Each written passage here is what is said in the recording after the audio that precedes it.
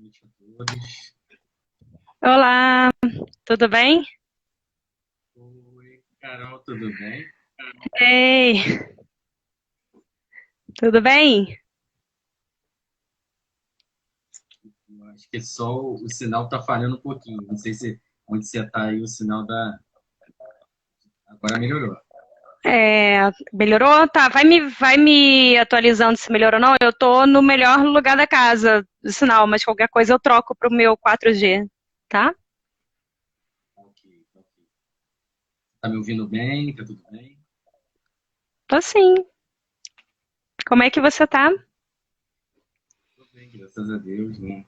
A gente, essa correria aí, nessa loucura aí de pandemia, né? Torcendo assim, que isso tudo acabe logo, né? Verdade, verdade.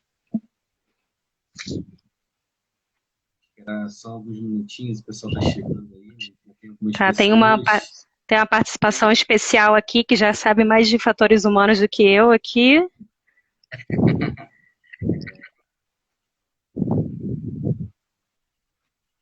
Legal, legal. Não, família, todo mundo participa também do trabalho aqui, É, em casa, todo mundo participa das reuniões, né? Te conhece, inclusive, você sabe como é que é, é pessoal. verdade. Exatamente, tem escritórios pela casa. A casa é dividida entre escritórios, né? Tem uma pessoa falando que o meu áudio está baixo, vamos ver se melhorou agora. Se puder dar um retorno, né? A gente está só aguardando o pessoal chegar, né? Mas é bom que a gente já alinha essas questões, né? De áudio, sinal da internet, né? Todo mundo também agora está usando suas internets pessoais, né, nas suas residências e algumas vezes elas deixam a gente na mão, né? Então, é Uhum, nossa nova rotina. verdade.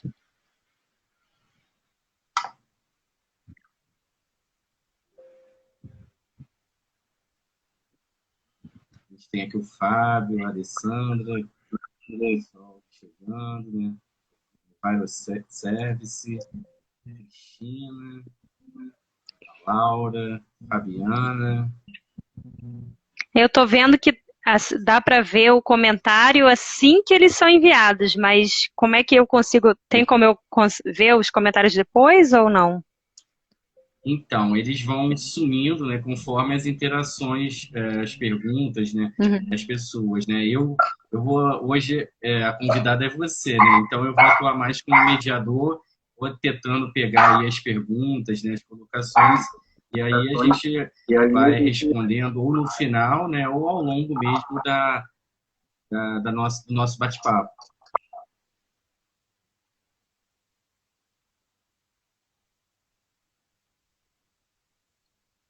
Eu acho, Carol, que a gente já pode começar, né? Assim, eu gosto sempre de dar umas boas-vindas aí, né?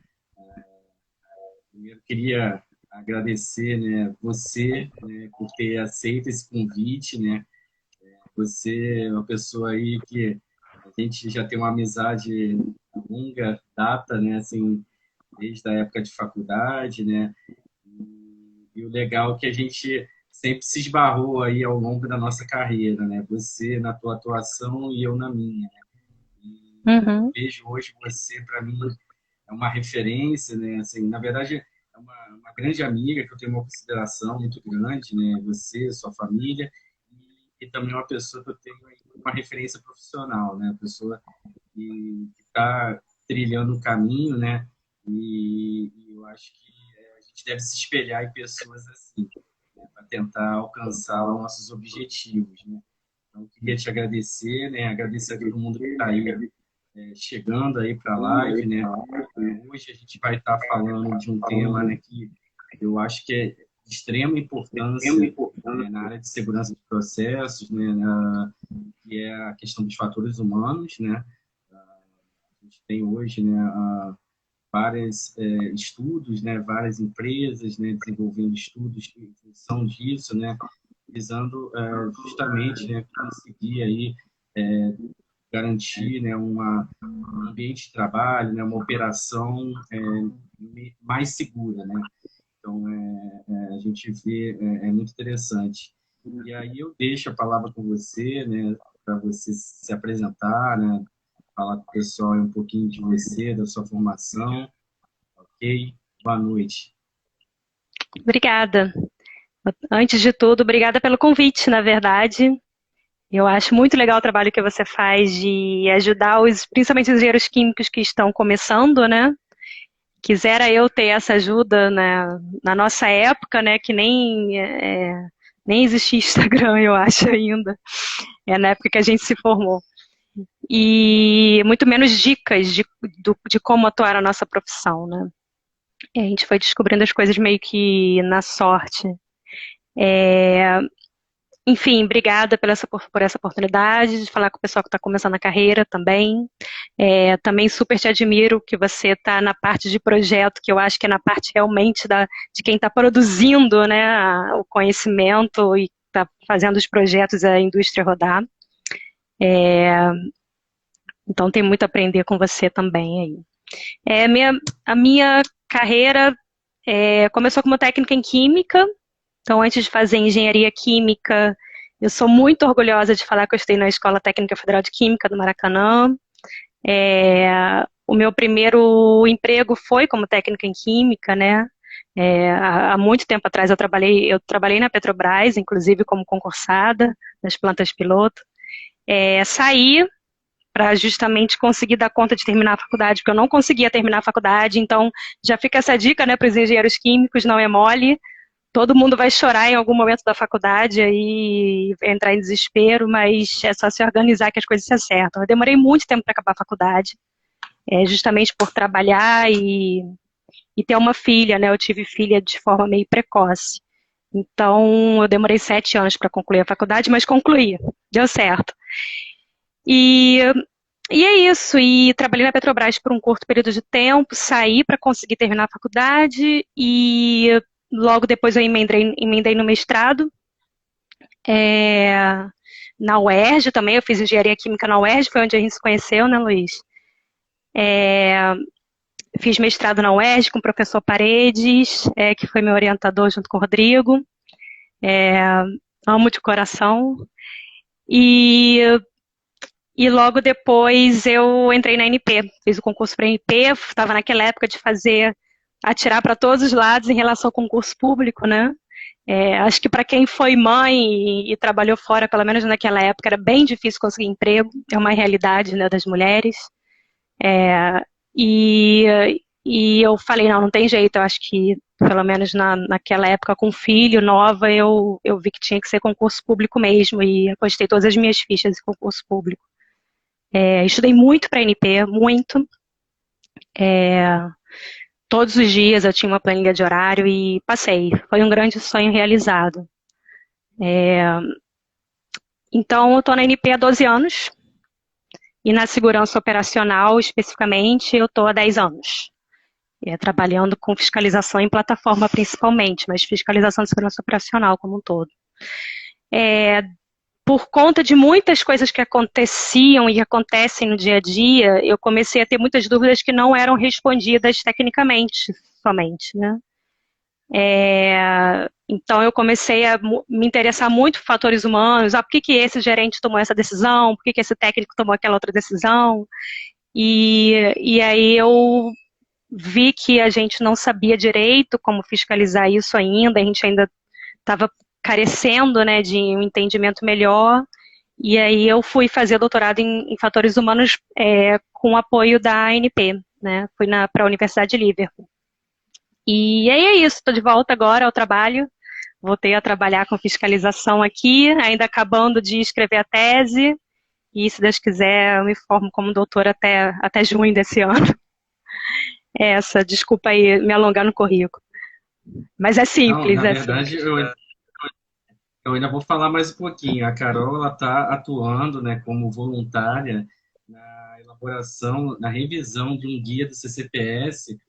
E o Ah, sim. CCPS é uma entidade aí, para quem não conhece, né, que reúne aí profissionais, né, de várias áreas, né, que justamente, né, fazem estudos em cima de acidentes, né, que ocorreram, né, visando aí lições aprendidas, né, eles têm alguns guias, né, na área de segurança do processo, e um deles é os fatores humanos, que deve ser publicado esse ano, né, Carol? Sim, eu estava até com a última minuta aqui do guia aberto, para caso tivesse alguma pergunta que me remetesse ao guia, ele poderia me ajudar. Na verdade, a indústria da engenharia química é muito pequena, né? E menor ainda quem trabalha com segurança operacional nessa indústria. E o CCPS é sobre segurança de processo, né? Que tem tudo a ver com engenharia química. E aí eu fui convidada com um colega que é o fellow, que é o representante do CCPS no Brasil, que é o Alexandre Glitz. Ele sabia que eu estava fazendo doutorado nessa área e falava, você quer contribuir como voluntário? Eu falei, claro, né? Então, aprendi muito com o grupo. Era um grupo de especialistas de fatores humanos. Eu era mais trainee ali naquele grupo, mas aprendi bastante. Foi bem legal. Ainda estou aprendendo. O convite do Blitz não dá para recusar, não, né? Não, não dá, não dá. Não, legal, cara. Eu acho que, assim, já deu para o pessoal perceber, né, a tua formação, né, a tua atuação, né, hoje lá na AMP. E aí eu acho que, assim, você vai poder dividir aqui com o pessoal um pouquinho aí da tua formação, das tuas experiências, né? E aí a gente montou, né, eu sempre monto uma pauta aí junto com o convidado, né, para a gente tentar varrer ao longo dessa 1 hora que o Instagram nos permite aí fazer a live, né?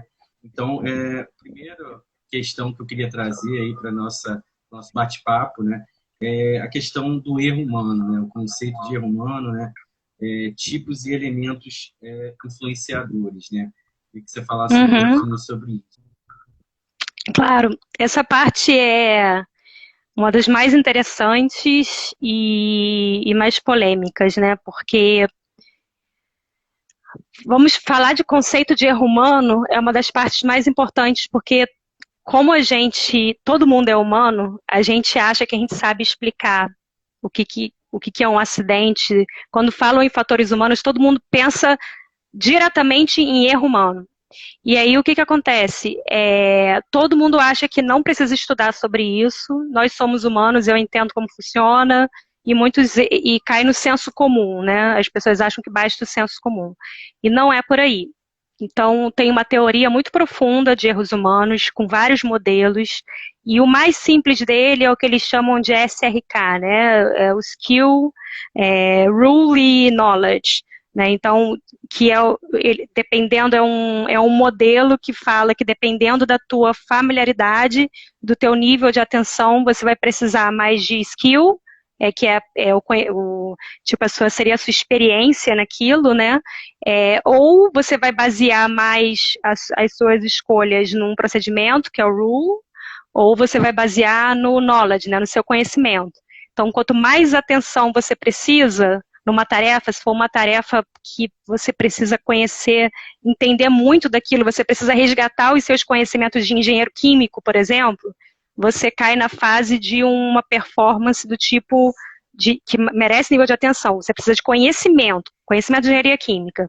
Agora, se cai num nível de atenção um pouco menor, você pode só ter que escolher entre 2 tipos de procedimento. Que norma que eu vou usar, né? Eu vou usar a API 14B ou a API 14C, enfim. Vai ser um nível de atenção um pouco menor, basta você seguir alguma norma. E tem aquela outro nível de atenção que é menor, mas que necessita que você tenha uma maior familiaridade, que é a performance skill, né? Você precisa ser experiente naquilo, você precisa fazer aquilo todo dia. Talvez você não precisa ter nenhum conhecimento de engenharia química, você não precisa conhecer nenhuma norma, mas você precisa fazer aquilo todo dia para saber como fazer. Então, assim, isso é um modelo de performance. E todo modelo de erro humano é baseado em alguns modelos de performance humana, né? Então, assim, um erro de conhecimento, que seria um erro do meu conhecimento de engenharia química, por exemplo, seria o que a gente chama de mistake em inglês, né? Que seria o erro de uma falta de conhecimento de um processo de engenharia química. Mas eu posso também cometer um erro de procedimento. Eu posso escolher o procedimento errado, ou entender o procedimento errado. Ou um erro baseado em conhecimento, um erro baseado em skill, né, que é experiência. Que aí geralmente é um erro de lapso. Tive um lapso de memória. esqueci aquilo momentaneamente. Eu sabia fazer, mas eu esqueci um passo de como fazer aquilo, né? Isso a gente faz no dia a dia, né? A gente sabe que a gente não pode deixar a comida no fogo, mas a gente acaba deixando, atendendo o telefone ao mesmo tempo e esquece. Coisas bobas, mas que acontecem no ambiente de trabalho.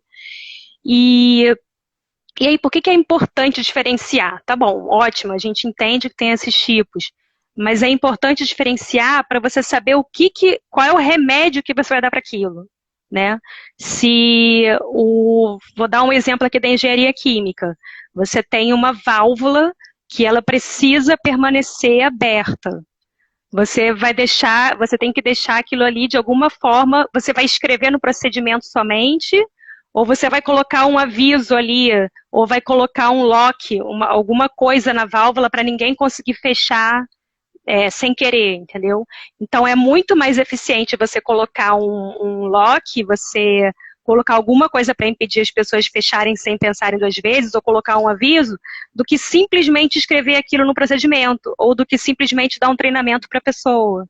Então, assim, dependendo do tipo de erro que a pessoa pode cometer, você vai dar um remédio ou outro, entendeu? Então, essa é a importância de entender a teoria de quais são os tipos de erro humano. Legal, legal, cara. Não, acho que é isso. E aí eu vejo que, assim, o conhecimento técnico é importante, né, para você até poder ver, né, em quais atuações, né, do engenheiro químico, por exemplo, né, isso pode ocorrer, né, mas você também começa a entender o próprio ser humano, né, como é que funciona isso para a gente, né? Você deu um exemplo aí até de coisas do dia a dia, né? Isso é bem interessante, né? Então você acaba estudando o comportamento humano, né? Para poder até prever, né, uma situação de trabalho, né? Uma atuação no campo, né? Na operação, né? Para você prever como que o profissional vai agir, né? Isso é bem legal. Uhum. E aí, Carol, falando, né, de fatores humanos, a gente também não pode esquecer, né, aspectos tecnológicos, né, de gestão e governança, né? A gente tem esses aspectos relacionados a fatores humanos também. Aí eu queria que você falasse um pouquinho, né, sem se aprofundar muito, né, mas dar Claro. uma pincelada para a gente. Tá, se eu me aprofundar, você me dá um puxão de orelha, levanta a mão que eu vou saber que estou falando Não. muito. Os aspectos tecnológicos, isso é de extrema importância, que eu acho que está até linkado com o primeiro, né, que é o que você tinha comentado até no script lá, sobre os elementos influenciadores, né. Então, assim, a importância do gestor ou do engenheiro químico estudar erro humano é saber como que ele pode atuar naquilo, e existe uma teoria também de que a pessoa não erra porque quer errar ou erra por errar. Existe alguma coisa que influencia, que leva ela àquele erro, entendeu? Que empurra ela para aquele erro. Então, na teoria da engenharia de processo, a gente tira toda essa parte do psicológico da pessoa, evita ao máximo falar nisso e fala o que está em volta da pessoa que leva ela a cometer aquele erro. Né? Então, você tem que começar a botar alguma engenharia nisso, tipo, o que no aspecto tecnológico pode influenciar? Como é que eu vou engenheirar aquela máquina, aquele equipamento para evitar que a pessoa cometa um erro? Como é que eu vou fazer o projeto daquela tela do supervisório, a tela da sala de controle, para evitar que a pessoa se confunda naqueles desenhos? Ou como é que eu vou gerenciar os alarmes, né? Se eu colocar muito alarme de uma vez só na sala de controle, a pessoa vai acabar não prestando atenção em nenhum, entendeu? Então, o aspecto tecnológico fica muito essa parte, você tem que pensar muito o que pode levar a pessoa a cometer um erro ou até uma violação, que é uma coisa que eu até esqueci de comentar na primeira parte, mas um tipo de problema que a gente tem ligado a fatores humanos é o que a gente chama de violação, que não é considerado um erro, mas é quando a pessoa quer violar, ela faz aquilo intencionalmente. Só que é um erro intencional alinhado com a expectativa da empresa. Geralmente ela está querendo fazer aquilo para ajudar a empresa, não é para ajudar ela própria somente. Né? Então tem aspectos tecnológicos que tem que pensar muito bem na fase de projeto. que podem influenciar a pessoa a cometer um erro, aspectos tecnológicos, inclusive, que envolvem comissionamento. Se você não comissionar algum equipamento direito, a pessoa pode simplesmente bypassar alguma coisa sem saber que está bypassando, sem saber que está violando aquilo ali. Na questão de gestão e de governança, principalmente eu falaria dos aspectos que a gente chama de organizacionais, né, que são os elementos influenciadores organizacionais, que seria o horário que aquela pessoa trabalha, tá, evitar fazer alguns tipos de trabalho na parte da noite, né, alguns trabalhos que requerem maior atenção, se comunicar pelo rádio, ter um procedimento de repetir, de não usar coisas bobas assim, mas que já aconteceram acidentes, ensinar as pessoas a falar, na hora de falar o número da válvula, em vez de falar válvula B1201, falar válvula beta 1201, tipo algumas coisas assim que a pessoa não vai entender errado pelo rádio. Tem fatores organizacionais da quantidade de trabalho que você dá para cada pessoa, de como você aloca o trabalho para cada pessoa, da iluminação, do treinamento, do gerenciamento, da supervisão que você dá para aquela pessoa. Então, assim, aspectos organizacionais em relação a fatores humanos é a maior quantidade que tem, assim. Tem muito mais aspectos, fatores organizacionais que a gente chama, do que os fatores tecnológicos propriamente ditos e muito mais do que os fatores psicológicos individuais, né? E um deles, um dos mais importantes, que alguns autores classificam como fator tecnológico, outros como fator organizacional, de governança, é o procedimento, né? Um procedimento que está escrito de uma maneira muito esquisita, está tão esquisito que, na verdade, foi escrito por um engenheiro químico lá na fase de projeto, ou por outro tipo de engenheiro. Lá na fase de projeto é um engenheiro que não tem conhecimento da planta operacional, ele escreve aquilo de forma errada, o operador sabe que aquilo está errado e faz da forma que dá para ser feita, e aí quando tem um acidente dizem que é um erro humano, mas na verdade foi um problema organizacional, de quem fez o procedimento não foi buscar saber se aquilo dava para ser feito, entendeu? Então, acho que a questão dos procedimentos é uma das mais importantes, que geralmente quando a gente vê relatório de acidente, colocam a culpa no operador, né? Quando na verdade foi de quem escreveu o procedimento, às vezes. Eu vi aqui que o Emanuel Legal. comentou que o áudio está cortando. O meu áudio está cortando para você aí, Luiz? Para mim está chegando normal. Aí eu não sei se mais pessoas comentarem. Você falou que está do lado aí do ponto de Wi-Fi, né? Eu acho que para mim está normal.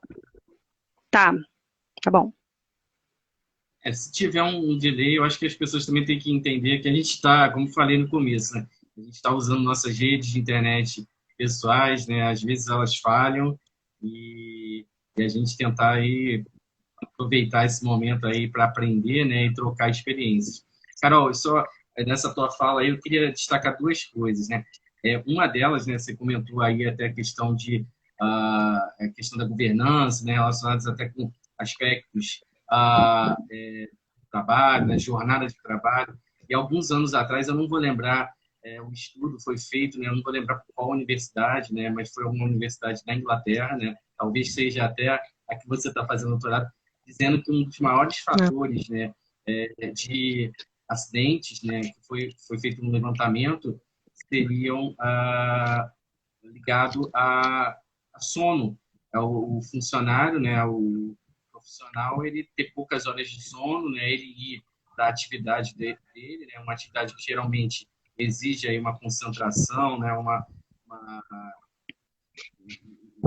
para executar aquela atividade ele tem que estar ali focado, né, e como ele tem poucas horas de sono, ele acaba cometendo aí um desvio, né, que acaba levando a um acidente, né. Então, queria que você falasse depois um pouquinho sobre isso. E o segundo ponto é que você falou, né, da questão da redação, né, dos procedimentos, né. Hoje eu atuo na área de projeto, né, projeto base, detalhamento de unidades de refino. E a gente está, né, eu já participei inclusive de treinamentos da própria BV, né, com relação a projeto inerentemente seguro, né, a gente trazer para a etapa de projeto já, né, aspectos relacionados à segurança, né, E esse ponto que você tocou, realmente, né, a questão dos procedimentos é uma coisa que a gente não, assim, não mexe muito. Eu acho que deveria até abordar mais isso, né? Porque você falou, talvez a linguagem, né, de quem vai elaborar o procedimento não é a mesma, né? Não está adequada para quem vai estar lendo o procedimento e executando. Então, são os dois pontos que eu queria Uhum. destacar. Tá, posso responder agora, é isso? É que é rápido. Sobre essa parte do sono, tem pelo menos assim de memória 4 fatores que já são mapeados e a gente vai falar mais para frente das técnicas, né, de como mapear. Mas é fadiga, que seria um aspecto individual, mas que é um aspecto individual que é gerado por eu lembro das coisas em inglês, irregular working hours, horas de trabalho irregulares, tipo pessoas que trabalham embarcadas, ou pessoas que têm turno em refinaria, né? E staffing level, que é a quantidade de pessoas que estão trabalhando naquele local. Então, às vezes, a quantidade estimada não é a correta, ou foi estimada na fase de projeto que precisava de 10 pessoas e por conta de algum corte de custos eles diminuem para 3, então isso pode aumentar muito a fadiga da pessoa. E a demanda excessiva, como eu falei antes, né? Então, às vezes, o cansaço da pessoa mental pode não estar relacionado só a sono, mas pode ser o cansaço de estar sobrecarregada também por corte de pessoal, essas coisas.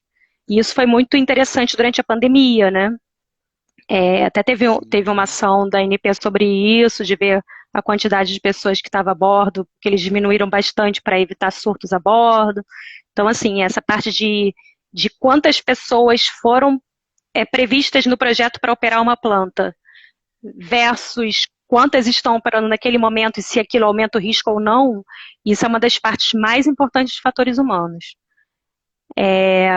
E aí, sobre o procedimento que você falou, a gente vai falar um pouquinho mais para frente sobre isso, sobre algumas técnicas para melhorar o procedimento. Mas vamos seguir, vamos seguir. Beleza. Beleza. Vamos seguir aqui a pauta, né? E aí, o próximo item que a gente elencou, né, seriam as técnicas, justamente as técnicas e metodologias de predição da probabilidade de falha humana, né, existente. Eu queria que você falasse, assim, porque aí a gente já estaria entrando aí talvez no mundo aí de cálculos, né, matemáticos, né, de você fazer algumas até a criação de premissas, né, para aquele teu cenário, né. E aí só queria que você falasse um pouquinho, né, de algumas dessas metodologias que existem, né, e o pessoal ficar mais familiarizado. Uhum, tá bom. Bom, a técnica, sendo bem genérica, é chamada de análise de confiabilidade humana, né?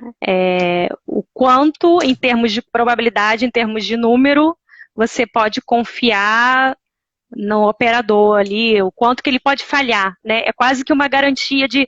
As pessoas fazem esse tipo de cálculo para garantia da televisão, por exemplo. Em quanto tempo a garantia dessa televisão está ligada a um cálculo de confiabilidade de equipamento.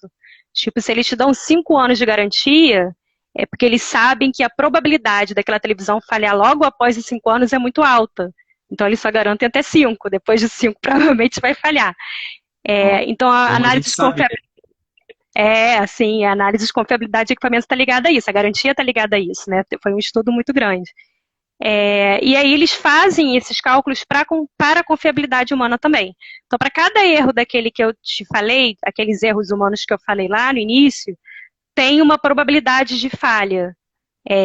Você só precisa configurar o seu sistema. Dizer, o que tem naquele sistema ali?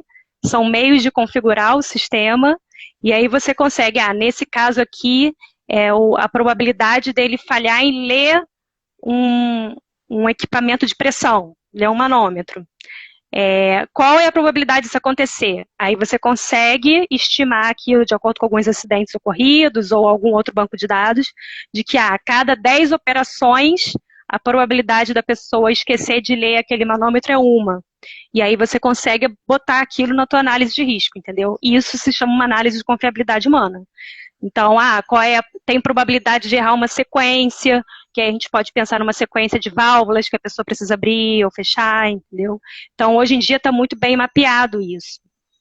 Tá? Claro que não existem dados tão abundantes quanto dados de equipamentos, porque são pessoas, você tem que levar muitas coisas em consideração. O contexto muda completamente de uma indústria para outra, né?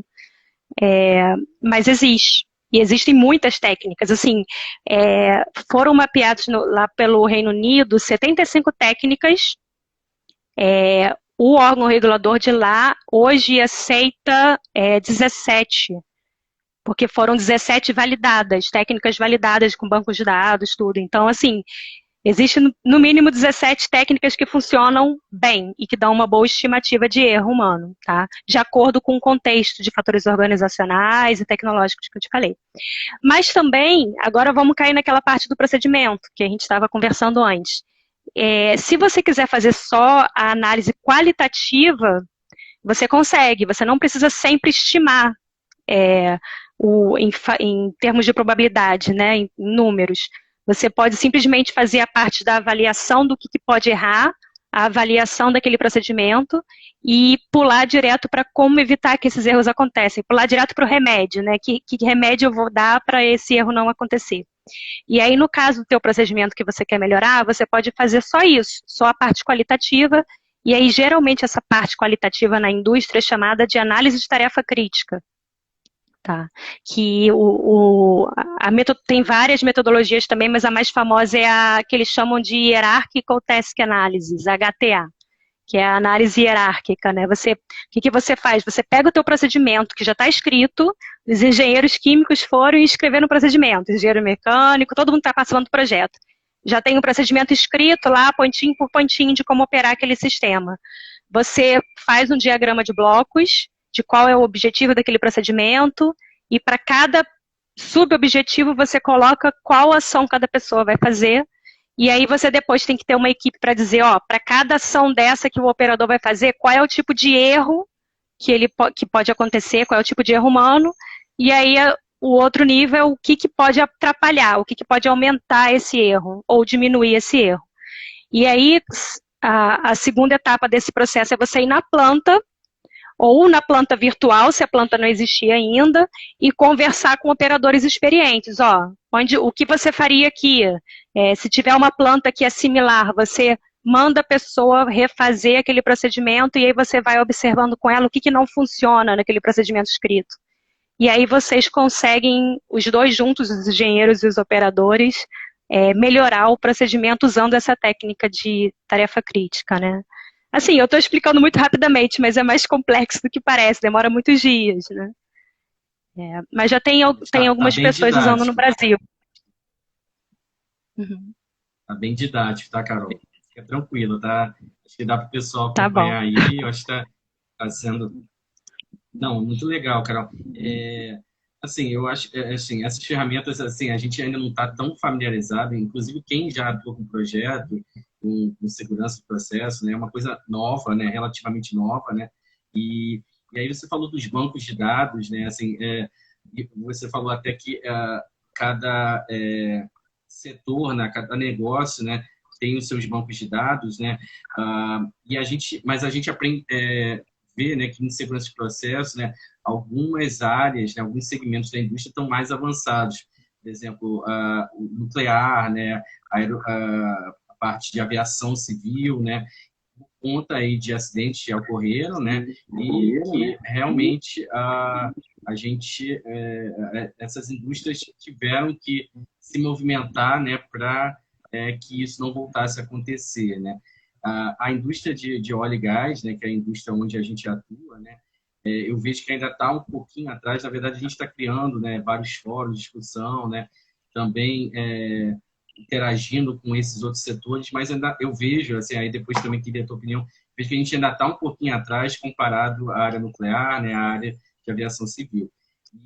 Uhum. E aí eu queria saber, né, desses bancos de dados, né, para a área de óleo e gás, como é que estão desenvolvidos? Existem vários? Sim, vamos lá. Tem pelo menos 4 tipos de dados, né? Os dados dos experts, das pessoas que são experts no assunto, os especialistas no assunto. Então, a maior quantidade de banco de dados que a gente tem, de dados de bancos de dados que a gente tem hoje, é de especialistas no assunto. Tipo assim, É o pior tipo de dado também, tá? É o mais abundante, mas é o pior, porque é, a pessoa pode não conseguir entender um contexto em 3 fatores organizacionais. O que eles fazem? Eles pegam um cenário e falam assim, olha, se a pessoa tiver com fadiga, qual é a probabilidade dela cometer esse erro humano aqui? Qual é a probabilidade dela esquecer de ler esse manômetro? Aí ele vai falar, aquilo ali é 10 a menos 1, não é, né? Ou 10 a menos 2, enfim, a cada 100 vezes que ele operar, uma vez ele vai errar. Aí parece fácil, porque ele vai tentar tirar da memória dele, porque ele é especialista. Mas se você começar a aumentar o número de fatores organizacionais e tecnológicos, vai ficando cada vez mais difícil do especialista dar um chute, né? Uma estimativa. Então, se você falar, e se ele estiver fatigado e o local tiver iluminação ruim? Para quanto fica esse erro humano? Ele, peraí, agora talvez seja 10 a menos 1, né? Uma a cada 10 vezes que ele fizer isso, ele vai errar. Então, assim, esse é o maior banco de dados que a gente tem. Pessoas foram perguntadas, especialistas foram perguntados e eles fizeram um banco de dados, tá? Isso já tem para nuclear, tem para óleo e gás e para aviação um pouco menos, eu já explico por quê. Mas tem para aviação também. Tem outro tipo de banco de dados que é o erro reportado por comunicação de incidente. Tipo, na indústria nuclear da Alemanha, por exemplo, eles fizeram um grande trabalho sobre isso.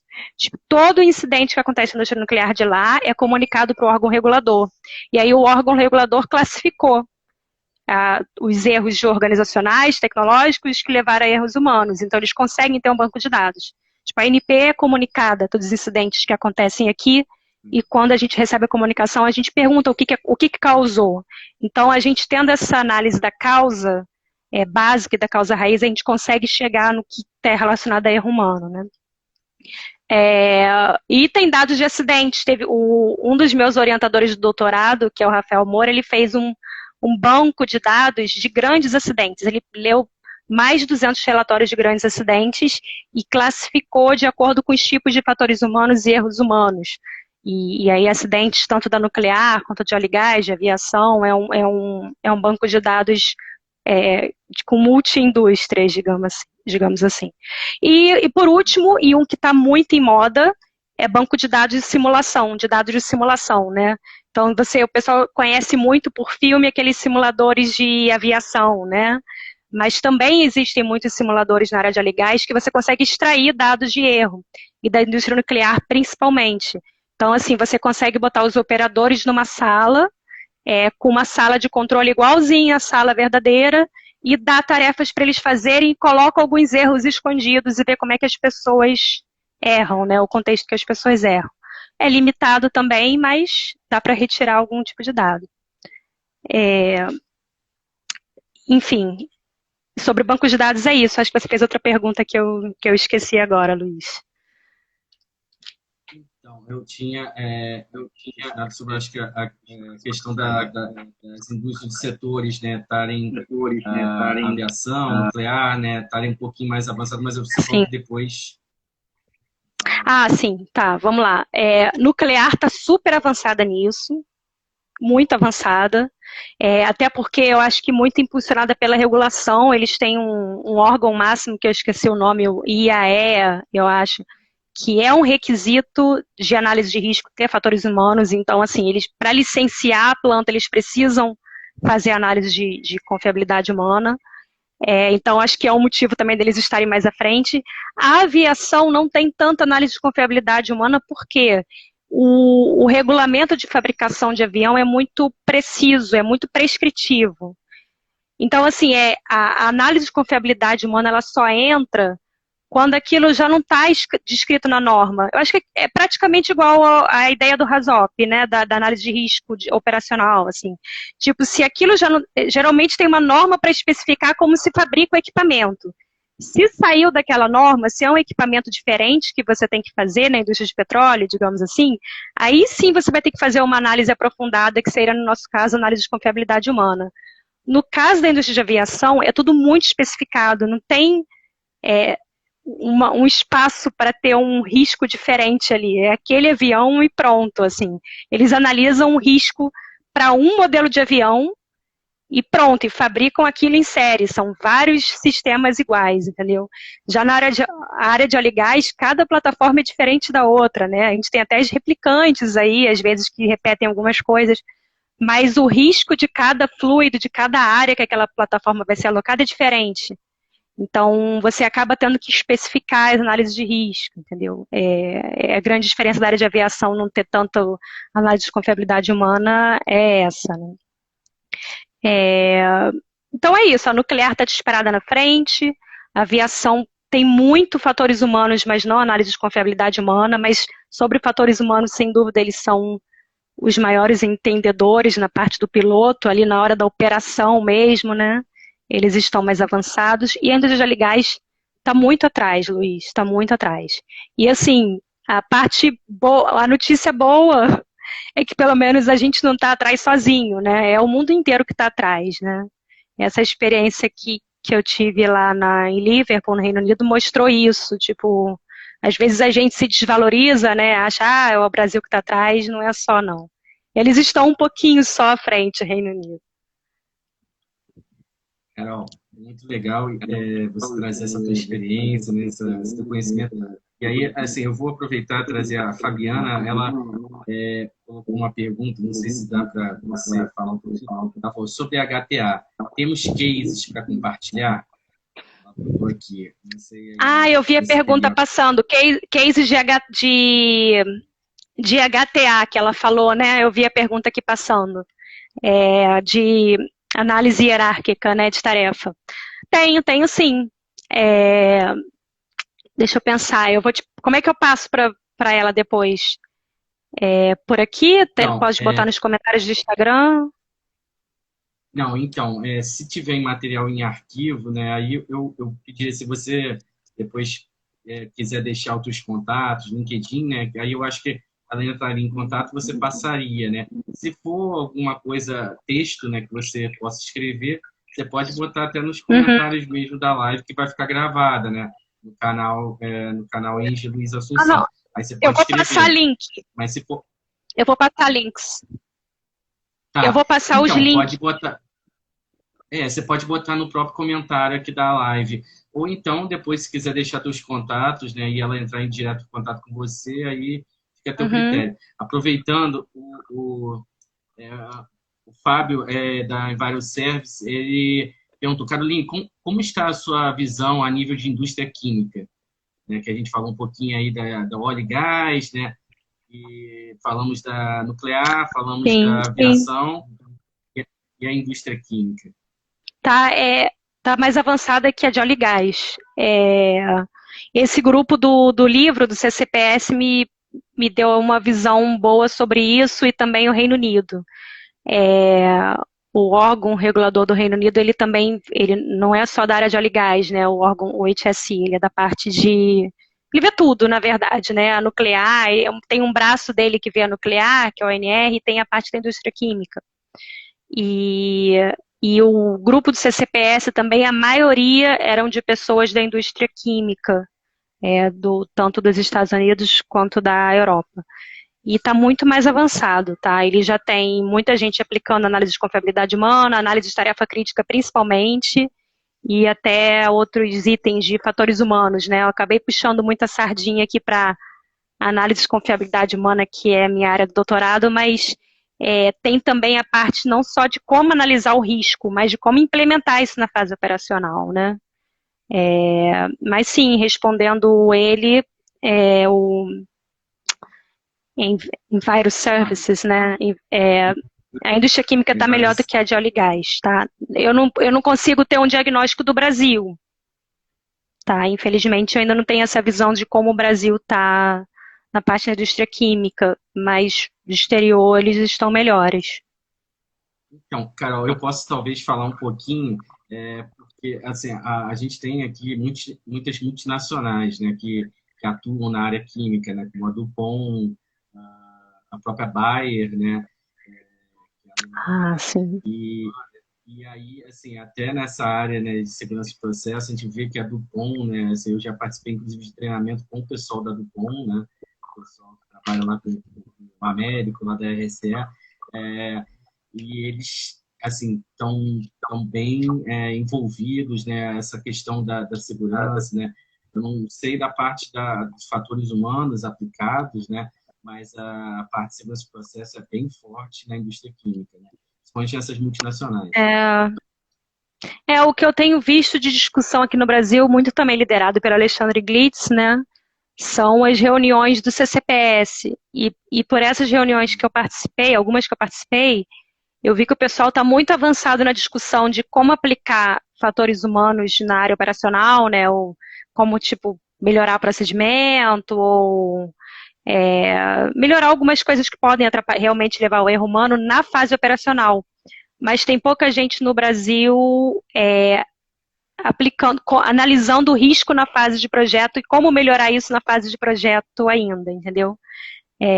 Ou então, mesmo que não seja na fase de projeto, uma planta que já esteja rodando, tem pouca gente tentando sistematizar a análise do que realmente precisa investir dinheiro para melhorar e evitar o erro humano, entendeu? Que é por isso que a gente está trazendo essa parte da análise de confiabilidade humana. Não basta, se você deixar isso na mão de quem estuda fatores humanos sem ter uma análise estratégica de como avaliar aquilo que realmente dá problema, cada um pode puxar a sardinha para o seu lado. Vai ter o estudioso de iluminação que vai falar que é melhor melhorar a iluminação. Vai ter o estudioso de fadiga que vai tentar... Cada um puxa para um lado e acaba vencendo quem fala mais alto, né? Então, o ideal seria sempre analisar aquela planta específica, quais são os potenciais erros dela, os potenciais problemas para levar erro humano daquela planta, entendeu? Legal, Carol. A gente já está caminhando aí para o finalzinho. Eu vou aproveitar até uma pergunta da Caroline, sua xará, uma colega de trabalho, hoje ela atua comigo lá na área de projetos na Petrobras. Ela perguntou assim, eu gostaria de saber por onde começar uma especialização nessa área, né? Imagino aí que segurança de processo, mas talvez direcionada aí para fatores humanos. Eu tenho um link que eu vou deixar para vocês aqui que eu amo. Então, assim, eu tenho alguns livros, tem 2 livros que para mim são quase que livros de cabeceira. Eu tenho foto até da minha cachorra deitada em cima do livro aqui. Mas são livros do Barry Keoghan, que um é de análise de confiabilidade humana, outro de tarefa crítica, e o CCPS que vai sair esse ano. Mas todos são em inglês, a princípio, e todos você tem que pagar. Mas eu vou passar um link para você de um treinamento gratuito do Energy Institute, que você realmente é gratuito, não tem nenhuma pegadinha, basta se registrar e eles, além de ter alguns papers sobre fatores humanos, eles têm um curso de introdução a fatores humanos. E dentro desse curso eles falam de análise de confiabilidade humana, análise de tarefa crítica, e é um curso muito bem feito, tem várias etapas, no final tem um testezinho para você avaliar seu conhecimento, é bem legalzinho. E é voltado para gerentes, então ele tem uma linguagem bem assim, que não vai complicar, sabe? É bem legal, vou te passar o link. Ele é em inglês, mas como está na internet, se tiver algum problema de tradução, você clica, coloca no Google Tradutor e está resolvido, né? É isso. Não, legal, Carol. E aí, assim, o nosso último tópico, assim, que tem a ver com a pergunta da Carol, né? Atuação, né? No caso aí, como a maioria das pessoas que seguem o canal, né, são da área de engenharia química, né? A gente tem pessoas de outras engenharias também assistindo, mas qual seria, né, as competências, né, e informações necessárias para quem decidir, né? Quem assistiu a live ficou encantado com a sua fala, né? E falou assim, não, é isso que eu quero seguir, eu quero buscar, eu quero atuar nessa área. Quais são as competências, as formações que você acha necessárias?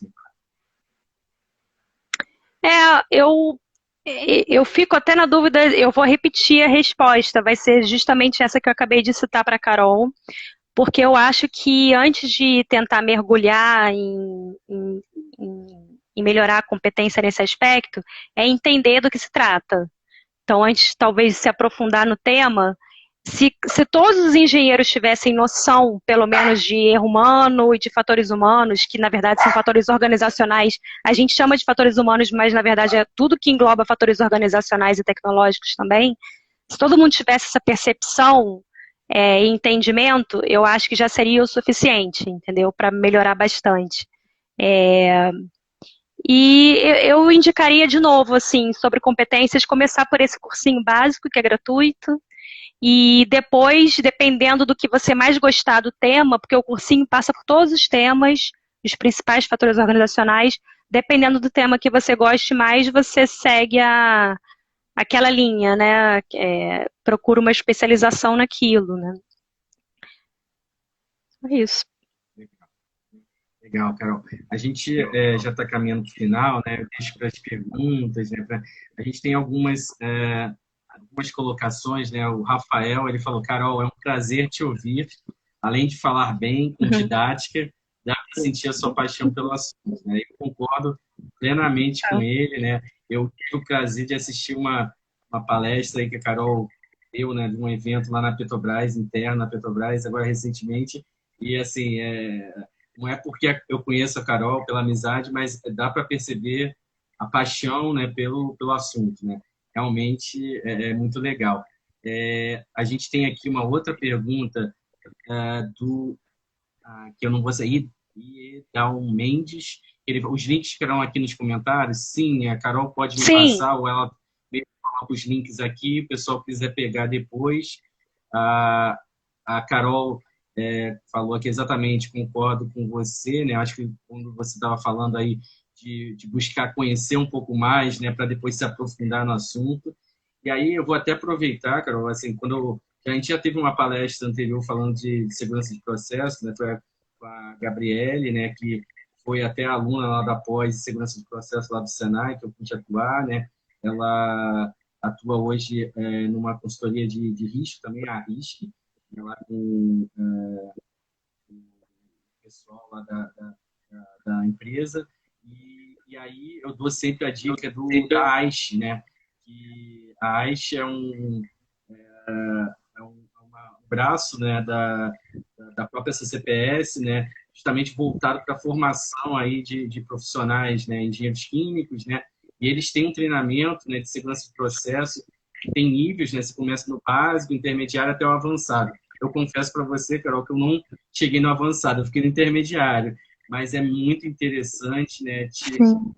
tem algumas avaliações ao longo do curso, né, tem uma limitação, né, que tem que estar em entidade, né, a faculdade, né, ela tem que estar cadastrada na AIS, né, para poder ter acesso à plataforma, né, mas a maioria que é aluna aí de universidade, né, vai ter acesso se estiver cadastrado. Se não tiver, buscar aí através de um núcleo acadêmico, né, o pessoal, às vezes, do próprio diretório acadêmico, né, dos alunos, buscarem isso. Eu tenho visto muito a AIXA criar agora núcleos dentro das universidades, né? O FRJ, a Uhum. UF, então, assim, é muito legal. Então, a gente está conseguindo, né, levar para o pessoal que está formando, é o que você falou, se a gente tivesse tido esse contato lá atrás, né, na nossa formação, né, isso ia Sim. ajudar muito. E o pessoal aí, a nova geração que está chegando, já tem essa oportunidade. Então, muito legal. Aqui a gente Uhum. está tendo várias colocações aqui, né? Parabéns, Caroline, pela palestra, o assunto tão importante, foi muito bom. O Fábio, da EnviroService. Meu pai, a família também prestigia, meu pai está aqui sempre acompanhando as Ah, lives, muito bom nessa. eu vi Ele aqui também passar alguns amigos da vontade de dar oi. Toda hora que você vê uma cara conhecida, né? Eu vi a Fran, eu vi a Luíse, vi a. Meu cunhado entrou aqui, dá vontade de falar: Oi, gente! Me segurei. legal, ele também deu parabéns, né? Aqui a gente tem o Jael Guedes, parabéns, Carol, mais uma ótima palestra. Então, o Jael já te conhece, já acompanha seu Ah, trabalho. já, já. Conheci ele A durante uma Caroline, auditoria, uma atividade de fiscalização. a fiscalização a gente também faz, o networking, faz o contato com o pessoal, né? A gente tem várias aqui, né? A Carol agradecendo. Enfim, a gente já está indo aí para os finalmente, Carol, e como eu falei, 1 hora o Instagram fecha, independente se a gente terminou a live ou não. Então, eu não gosto de terminar a live com a gente falando, né? Então, eu vou começar aqui me despedir e deixo as palavras finais com você, tá ok? Tá certo. Então, Carol, queria te agradecer, assim, foi muito legal, muito legal. Eu não tinha dúvidas que seria diferente, né? Essa é a questão, Obrigada. né? Assim, como eu falei, você hoje para mim, além de uma amiga, né, uma pessoa assim que eu considero aí como uma referência profissional, né, uma pessoa que batalhou, eu acompanhei sua trajetória, formação, depois a sua atuação aí na ANP e agora estou vendo isso coroando aí com você virando uma referência aí, né, em um tema tão importante aí para a indústria, né? Não vou falar só da indústria de óleo e gás, né, que é onde a gente atua, mas é por tudo, né? E, então, eu queria te agradecer, agradecer a todos que ficaram, né, plena quinta-feira, 7 horas da noite, né? A gente terminando o home office, indo para uma live. Então, assim, queria agradecer a todos, né? E essa live, para quem entrou aí, a live já estava rolando, vai ficar disponível no canal, né? Então, quem não peguei o começo, pode assistir depois ela toda. E é isso, Carol. Deixa as palavras aí com você falar aí. Não, obrigada. De novo, agradeço o convite, agradeço a quem veio, quem está escutando, e convidar as pessoas a realmente fazerem um cursinho que eu vou recomendar. Não estou ganhando nada com isso, nenhum tipo de comissão, é porque eu acho que é um material bom e gratuito antes de partir para um curso pago. É, e, e convidar as pessoas a terem muito cuidado na hora de falar de fatores humanos, né? Que a gente tem visto muita pessoa falando assim, isso aqui acontece por causa de fatores humanos. Cara, o que você já leu sobre fatores humanos? Assim, tem que ter muito cuidado. Fatores humanos não é igual, não é sinônimo de erro humano.